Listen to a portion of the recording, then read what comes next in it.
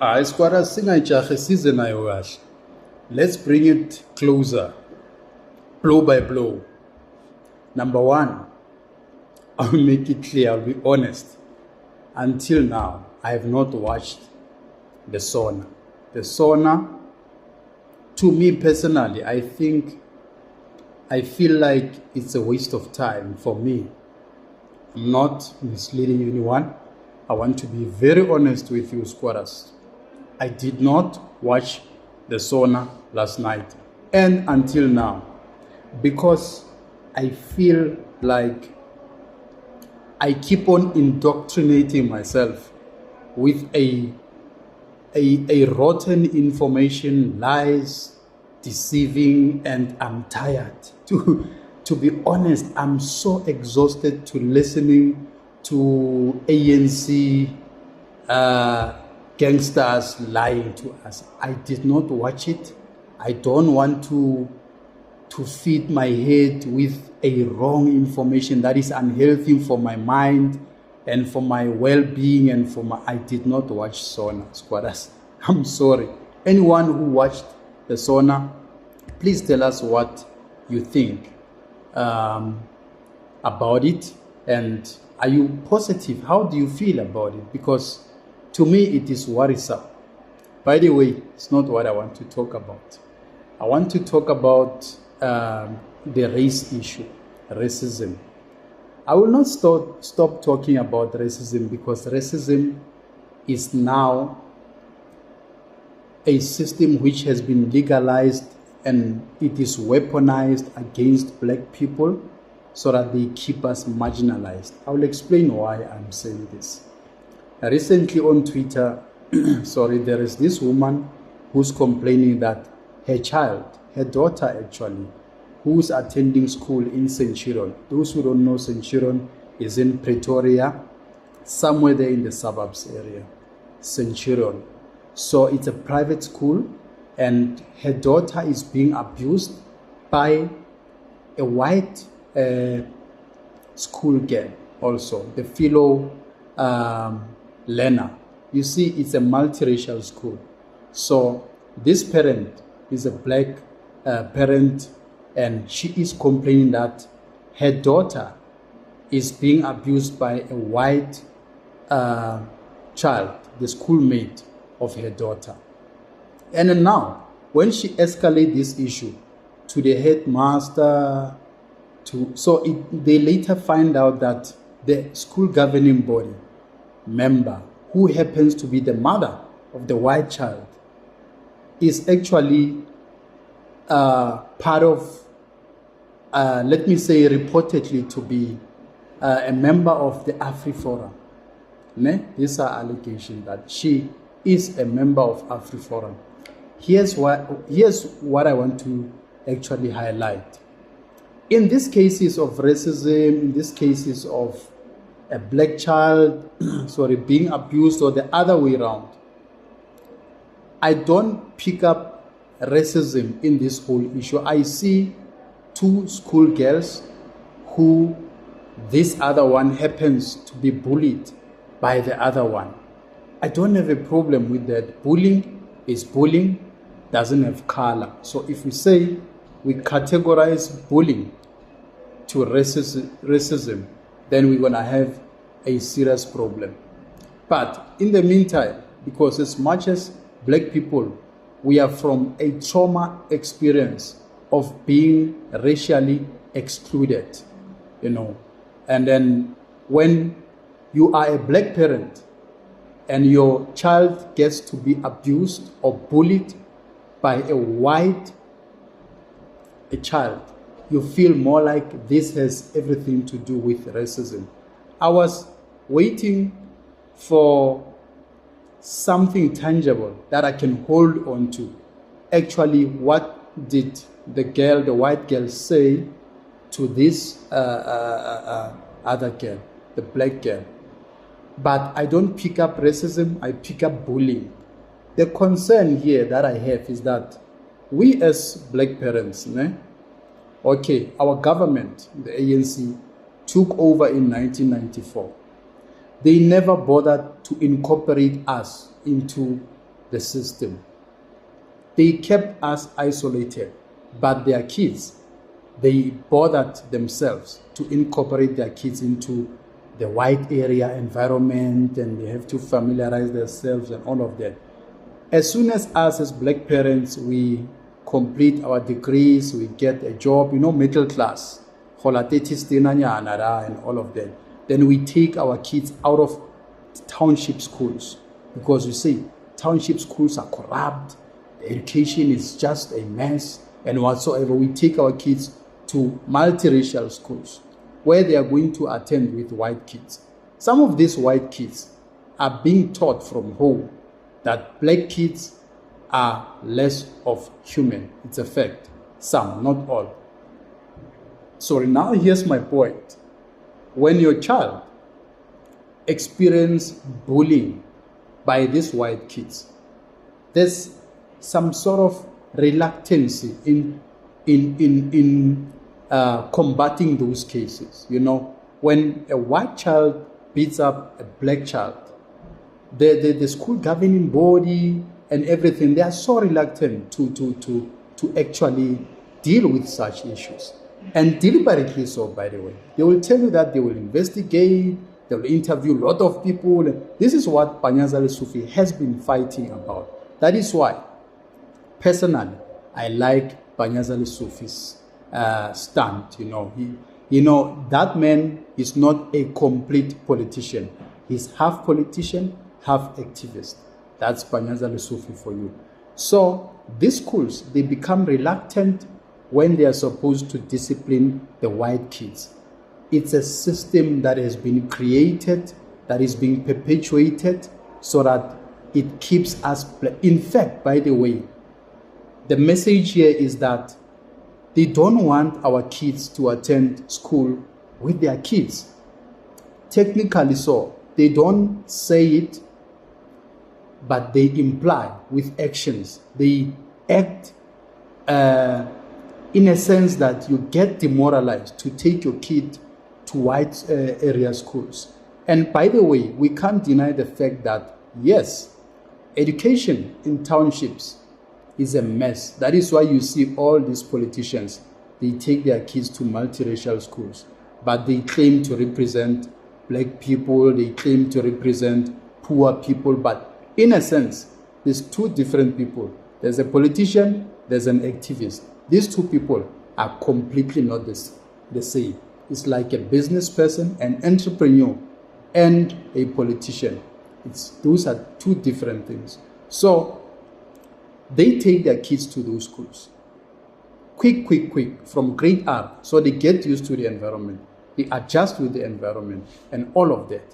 And then I get so much disappointed by how our organizations, we can talk about AfriForum, we can talk about DA, we can talk about other white organizations. When it comes to these issues, they keep quiet. They deliberately keep quiet because they are protecting this. They want this to actually carry on. Remember, we're talking about people who want to maintain the apartheid legacy by isolating themselves and having their Orania there, having their schools, Afrikaner schools there, having the. If I was president, I will build world-class schools in townships. I will improve the education system in townships. There are people, there are parents who are willing any minute to remove their children there at white schools, to bring them to the townships. But they are worried about the education system, the environment is toxic, there's violence, there's everything. There's no order. Agna order ekas. It's a fact, Uti. Everything is just a mess. It is actually even difficult as a teacher to teach in townships. It's very difficult because teachers get beaten and all of that, abused. I understand that even in multiracial schools, those things happen. But in townships, it's so scary to an extent that They can even shoot you. They can even wait for you when you knock off. If you give him a slap, he's going to wait for you with his friends and all of that. There's violence, too much violence and everything. But we have become a joke now because we can't build our own infrastructure. We can't build our own education. We don't have a vision. As black administration, we don't have a vision. We are stagnant. And now, when our kids get to be abused in their schools, because where we take our kids now, it is their, let's make it clear, it is their schools.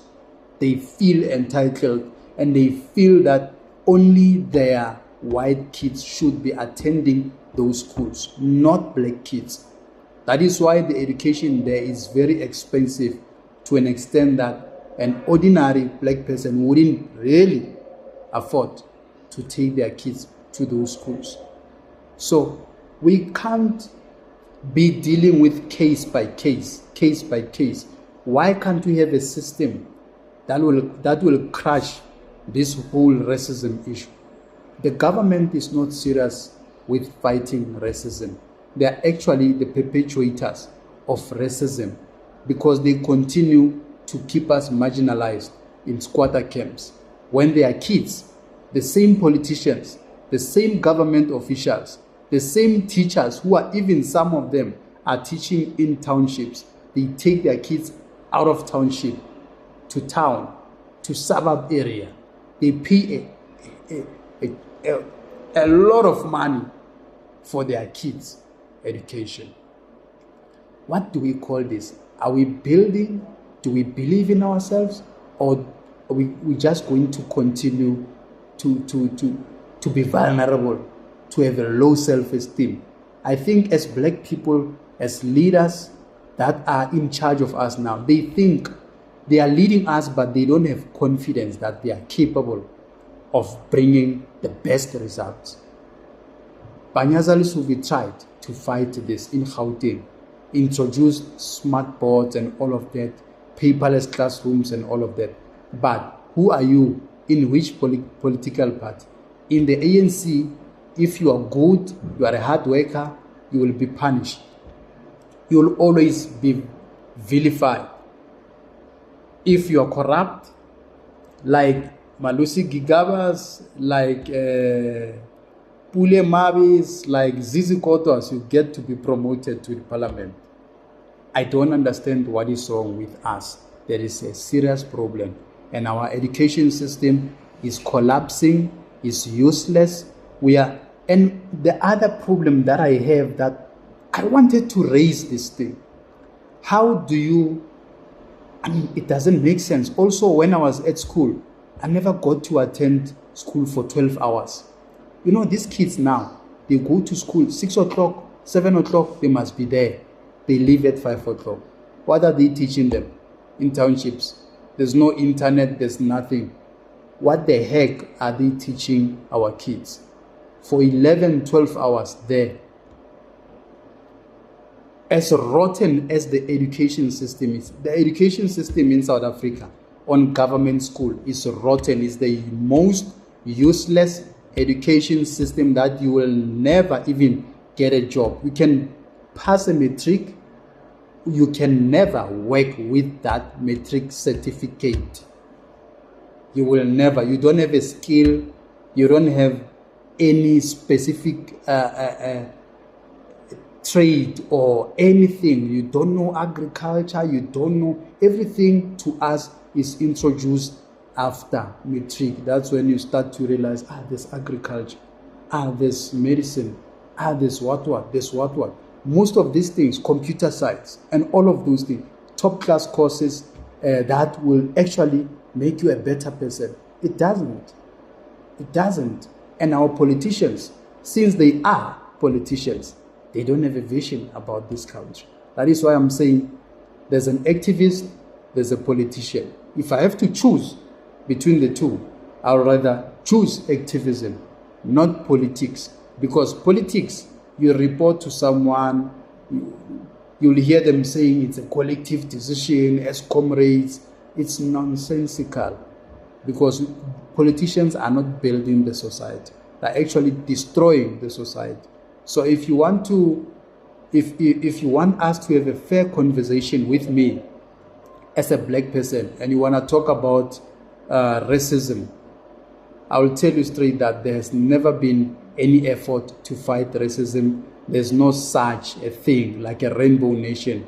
We were doomed. By the way, I saw it coming, and I think now black people in South Africa are starting to realize that this thing is a monster. You can't fight it. It's a system. Even in workplaces, we will always be marginalized. We will always be isolated. We will always have reserved position for certain people, reserved position for certain people. It's a system that is being, is being put with cosmetics so that it doesn't look like racism. It's a problem. When white kids go to university to study, let's say they're studying, the black kid and the white kid, both of them are there, maybe at UP, University of Pretoria, studying geology. Do you want me to tell you something? A white kid already, his father has got a mine. He's the executive director there.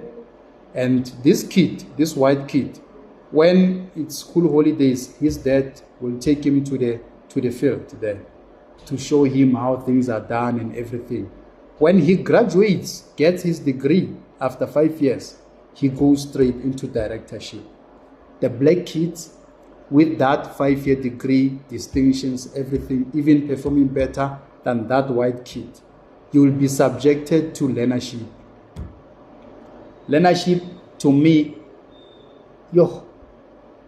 it's something that really wants to keep people who are good academically, to keep them poor, demoralized, because sometimes being in a learnership doesn't guarantee that you're going to get the job. You know what companies do these days? They put you on a learnership. As soon as you complete your 12 months, they say, we can't hire you now, we'll let you know. And they recruit other graduates to become a part of the system, the learnership. And you will be employed now. The system kicks you out. And now we've got a lot of people who have done their learnerships but can't get proper jobs because of this nonsense of learnership. And now the white kid, as they start, they are directors, they get a brand new car, they get a new house, sponsored by the company, fully paid by the company sometimes. They've got a very strong background. And from there, he earns the executive salary, the allowances, and it's easy for that child to flourish because the environment has been made conducive for them to be able to flourish. You can't put obstacles in front of me and on the other side the track is clear and say I must race with this person. Who's gonna reach the finish line? This person who doesn't have obstacles. I have a lot of stones and everything in front of me and thorns, and you may expect me to run and reach the final destination, the finish line with this. It's not possible. I used to be frustrated asking myself, what exactly is happening between the black society and the white society?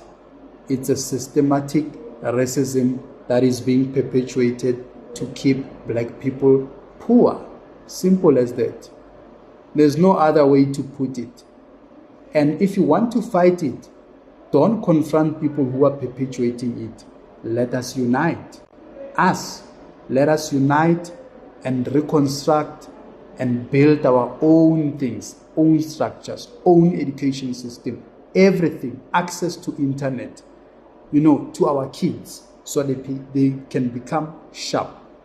Let's do away with this Mapiano celebrity, 2000 who are only playing piano, watching things which are not actually relevant towards taking them to further heights. I don't criticize Amapiano. I listen to the songs sometimes. But We need to reconstruct ourselves as black people and start building serious things. Compared to China, a 5-year-old is taught how to fix a phone. You see the Pakistanis who are here, they're fixing phones. Where did they learn that? It's a skill. It's a skill. The Mozambicans and Zimbabweans and other people who are from African countries also, they fix shoes, they cut hairs and all of that. Black people don't have skills. The government has closed the colleges, the teaching colleges. We used to know that when you complete your Form 5, Neribisa Form 5, and then go Hebron. You're going to go there, Hebron, or to Medunsa, you study medicine. It's an institution for medicine. By now, if the ANC was serious, they should be having a world-class medical school there. But you're talking to these dumb people, calling themselves leaders. I don't like them because they are messing up with our country. I'm so worried about our people. Our people are going through a lot. Why does the ANC continue to do this? By the way, they will be out of power. They've got no one to blame. They had enough time to fix all the mess. Until today, you go to the squatter camps, we are still using apartheid structures, schools that were built by the apartheid system. All that they know is to bring these sharks. Mukuku. They're extending classrooms with temporary structures. All of them, politicians. You talk about politicians, you talk about people who are the most useless human beings on earth. That is why I'm saying I'd rather go for activism and be able to speak the truth, because we can see what is wrong, what is right. We are not idiots. Whatever that they do, that is why I said I did not watch the SONA, because I'm tired, people. I'm so exhausted with lies. I don't want to indoctrinate myself with useless information that will never help me. I want to always consume useful information that I can know that this one will help me to make future decisions. But to watch a SONA for an hour, somebody talking crap, someone talking crap, all that they talk is crap, nothing. There's nothing that will ever get to materialize. We are tired. We are exhausted. I don't know, squatters. Maybe there are those who are still hopeful, who think the government will fix. They can't lift their finger even after 30 years. How useless they are. Councillors are not staying there at squatter camp with us. They move to the suburbs, but they are councillors to the townships. How will they fix that sewage system that is leaking? How will they fix those potholes? How will they fix the transformer that has exploded? People are staying 2 years, 3 years in Gauteng, not in rural areas, in Gauteng without electricity. Sorry, it's a fact. We are so used to nonsense. You know, sometimes when they feed you with rotten food, your stomach gets used to eating rotten food and you think it's normal. It's not normal. We deserve better as black people. I promise you, we deserve better. In fact, we deserve the best. We are capable. We've got smart people who can run this country clean. Who are messing? Politicians are the ones who are messing up. The problem here is with our political system. We need to fix this political system. We need to talk to the IEC to say, hey, IEC, you need to change this thing. It's not working for us. 30 years later, we are still poor, stagnant, stuck there in squatter camps. Sewage system is illegal connections of electricity. Amachita ayakhuzuke gas. Ayakhuzuke gas. Amachita baspali. Amachita bahlezi ngama-degree. Stagnant. Where are we going? South Africa. It's time to wake up now. Something must be done. I promise you. I will wait for you to tell me, sorry, what should be done. I will wait patiently so, because I'm always observant. I'm always checking what is happening where, for what reason. It doesn't mean when you are quiet, we don't see what you guys are doing, politicians. We see you. We see you. It's a matter of time that the revolution comes. When revolution comes, it will be too late, brothers and sisters. Thank you, squatters, for watching my content. Let's keep on talking about these things. I'm very much concerned, by the way. I'm just a concerned citizen. I'm used to being poor. I've never been rich in my whole life. So I don't have anything to lose. I'm not controlled by anyone. I own my time. Because I've seen what the system is not ready to absorb us. There's too many young people like me who shares the same worries. It's not that we are lazy. We are not lazy. But no one is giving us an opportunity. Thank you, South Africa.